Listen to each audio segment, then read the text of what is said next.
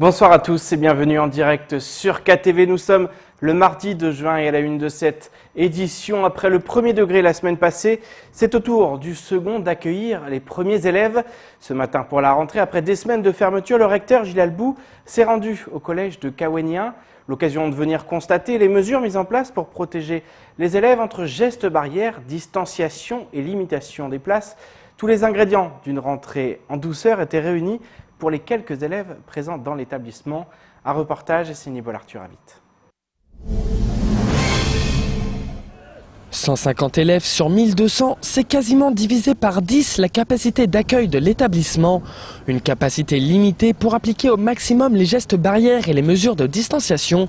Le recteur avait fait le déplacement ce matin pour se rendre compte des mesures au sein du collège où seules les classes de 5e étaient accueillies.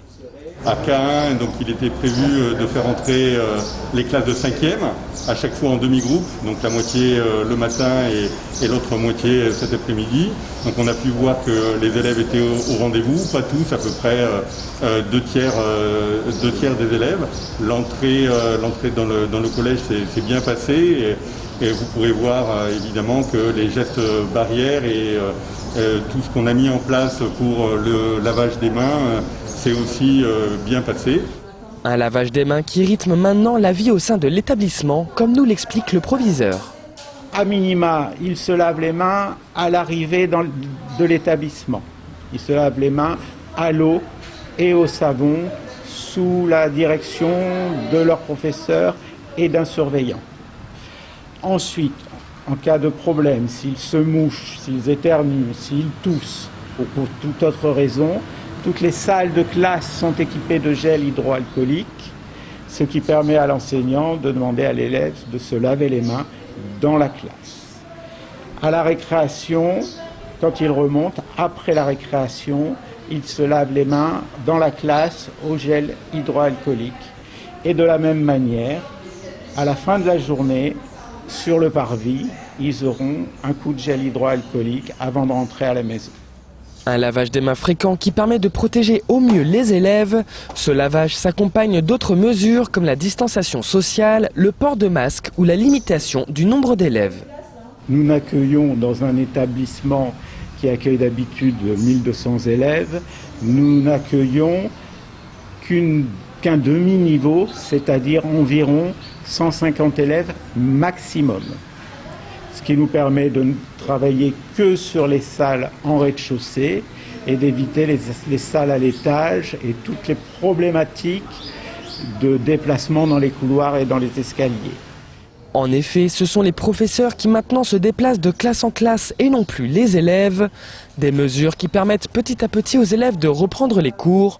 Espérons maintenant que cette épidémie se calme sur Mayotte pour que tous les élèves puissent reprendre les cours comme avant. Et le rectorat a annoncé que tous les établissements du second degré seront ouverts d'ici ce lundi 8 juin. C'est aussi le cas des lycées professionnels donc. En effet, les élèves des lycées professionnels sont de retour en classe. C'est le cas de ceux d'un établissement dans les Yvelines. Mais pour respecter les consignes sanitaires, seuls 10 à 15% d'entre eux seront accueillis chaque jour. Le lycée a priorisé les élèves de terminale et de CAP diplômants, car en métropole comme à Mayotte, ils seront sur le marché du travail dès le mois de septembre. Regardons ce sujet réalisé par nos confrères de TF1. À bonne distance, ces élèves passent la porte de leur lycée professionnel pour la première fois depuis 2 mois. Pour les accueillir, l'équipe encadrante est sur le pont. L'assistante sociale leur propose une oreille attentive. Donc si vous avez rencontré des difficultés pendant la période de confinement, si le retour au lycée vous pose aussi des difficultés, vous n'hésitez pas. L'infirmière les forme aux gestes barrières. Et une fois qu'on a mis le masque, on n'y touche plus. Mais surtout, c'est le retour aux ateliers pratiques. Ici, on fabrique des autocollants de signalisation. Ça m'avait manqué d'être active, de travailler comme ça. Je préférais quand même revenir. Et ça fait bizarre de voir le lycée comme ça, mais je trouvais ça plus agréable de retourner au lycée que de travailler tout seul chez soi. Le gouvernement a fait de cette reprise une priorité. Dans les lycées professionnels, le risque de décrochage scolaire est plus élevé. Et le confinement a amplifié les difficultés. Mes journées, j'avais envie de rien faire, je faisais rien. J'étais pas trop motivée, enfin pas du tout même. D'autant que les métiers qu'ils apprennent nécessitent beaucoup de pratique. Et ces imposantes machines ne sont accessibles qu'au lycée. Les entreprises, quand ils vont devoir y retourner ou y aller pour trouver un travail, il faut absolument qu'ils apprennent à avoir les bons gestes, les gestes professionnels, les savoir-faire. Voilà. Il n'y a pas que de la théorie, il y a aussi de la pratique. Pour respecter les consignes sanitaires, seuls 10 à 15% des élèves de l'établissement pourront être accueillis chaque jour. En priorité, les élèves de terminale et de CAP diplômants, car ils seront sur le marché du travail dès le mois de septembre. Politique dans votre 19h à 16h, le dépôt de candidature en vue du second tour des élections municipales a officiellement pris fin. La bataille peut désormais pleinement commencer dans des conditions bien particulières. À Mamoudzou, ils seront 2 à affronter le maire sortant. Et pour Eliassir Manroufou, candidat du MDN, il est temps de renouveler l'équipe municipale du chef-lieu qui, selon lui, n'a pas été à la hauteur des défis. Je vous propose de l'écouter lors de la matinale de Kwesi. On s'est rendu compte, sur Mamoudzou en tout cas, qu'on n'était pas prêt du tout, qu'on n'était pas un territoire en voie de développement du tout, parce que la moindre petite chose qui arrive sur notre territoire nous montre en tout cas toutes les choses qui n'ont pas été faites depuis des années. Et je pense que malgré la bonne volonté qui a été mise en place par l'équipe municipale actuelle, mais on n'était pas en capacité en tout cas de surmonter ou de faire face à cette crise. Je m'explique. Que ce soit par rapport à la question des écoles, que ce soit par rapport à la question des aides alimentaires qui ont été distribuées sur le territoire, que ce soit par rapport à l'accueil public, parce que vous savez, il y a un accueil public qui est quand même maintenu au niveau de la collectivité, parce qu'on ne peut pas quand même mettre en place directement une rupture administrative, mais ça n'a pas été fait de la bonne manière, parce qu'aujourd'hui, on sait qu'il y a des agents au sein de la ville de Mamoudzou qui ont été infectés par le virus. Donc, il y a tout un nombre d'éléments, de choses qui se sont passées pendant cette crise, qui montrent en tout cas les limites du maire actuel, de la municipalité actuelle.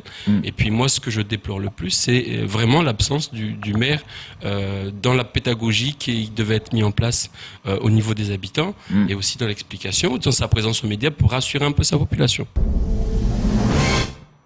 Et place maintenant au reste de l'actualité locale avec la hausse des prix du pétrole et du gaz ou encore le soutien du président du conseil départemental au procureur de la République. Au montage, Leslie Vimenet. Le 29 mai dernier, le pôle sécurité de la ville de Chirongui a opté pour l'interopérabilité des réseaux de radiocommunication entre sa police municipale, la gendarmerie nationale, mais également avec les différents services de l'État et partenaires. La commune a choisi de généraliser cette faculté, ce qui permet aux policiers et aux gendarmes de Mzouazia et du centre opérationnel de renseignement de la gendarmerie de partager les réseaux de radiocommunication. Selon la mairie, cet outil évite aux agents sur le terrain de passer par une centrale pour prendre contact avec les gendarmes ou des collègues voisins. Ils gagnent du temps et les échanges entre les parties sont directs, donc plus rapides. Lorsqu'un véhicule est en fuite, par exemple, l'opérabilité des réseaux permet de sécuriser les axes routiers en amont et surtout d'organiser l'interception. Déjà étroite, la collaboration police-gendarmerie s'en trouve renforcée sur le terrain, indique la mairie. En application du dispositif de régulation des prix, le préfet vient de signer l'arrêté qui fixe le tarif des produits pétroliers pour Mayotte à partir du 1er juin 2020. Le supercarburant sans plomb est à 1,33 € le litre, le gazole à 1,07 €, le pétrole lampant à 61 centimes, tandis que le mélange détaxé atteint 80 centimes le litre. Le géomarine est à 69 centimes. La bouteille de gaz de 12 kg est quant à elle plafonnée à 21,50 €.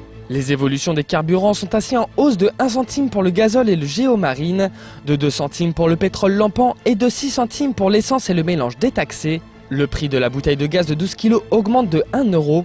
Les cotations des produits pétroliers importés sont en hausse de 41 centimes pour l'essence sans plomb et le mélange détaxé, de 4,36% pour le gazole et le pétrole lampant et de 19,56% pour le géomarine. Après les fortes baisses des produits pétroliers au mois de mars et avril en raison de la crise liée au Covid-19, les cotations remontent au mois de mai du fait de perspectives économiques mondiales plus positives.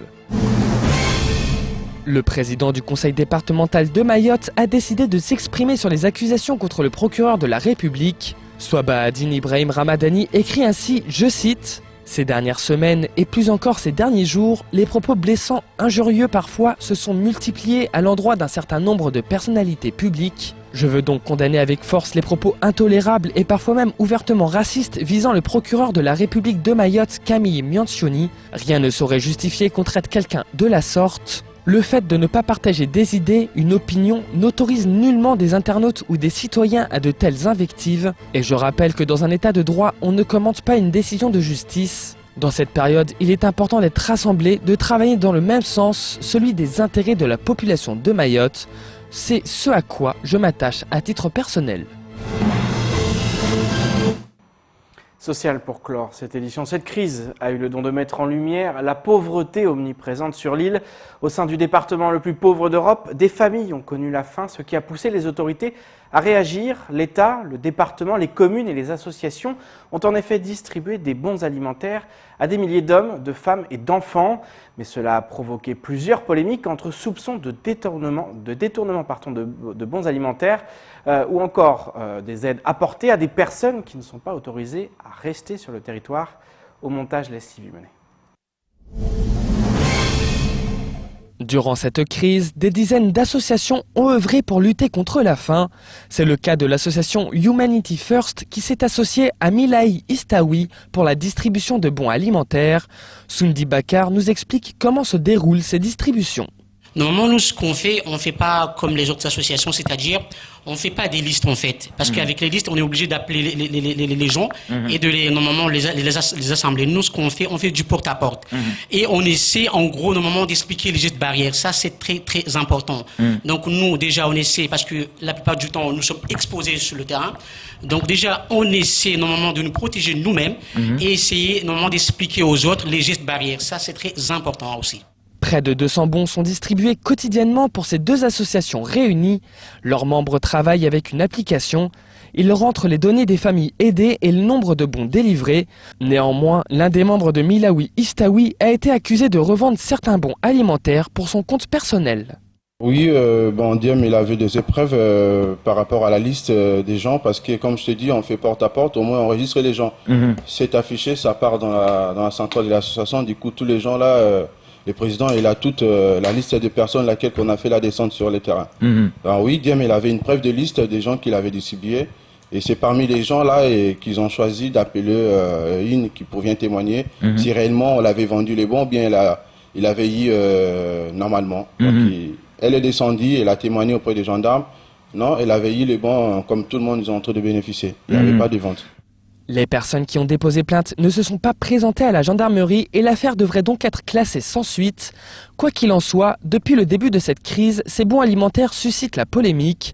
Pas de quoi décourager ces bénévoles qui vont poursuivre leur mission humanitaire. Je trouve que c'est dommage en fait. Ça, ce sont des choses normalement qu'on vit tous les jours. Comme par exemple notre président Claude Jacquier, normalement, tous les jours, il reçoit des messages, des menaces comme quoi normalement, il détourne les bons, normalement, ils aident normalement les sans-papiers, des histoires comme ça. Mais cela ne va pas nous empêcher de continuer normalement nos actions. Parce que normalement, comme par exemple nous, Humanity First, notre objectif normalement, c'est d'aider les gens, les personnes les plus démunies ou les personnes normalement qui sont dans le besoin. Donc, on ne voit pas comment on peut arrêter ça. Donc, non, normalement, on va essayer normalement. Et on essaie toujours de continuer malgré les aléas et tout ce qu'on endure sur le terrain, d'aider les gens malgré qu'il y a d'autres personnes qui ne comprennent pas.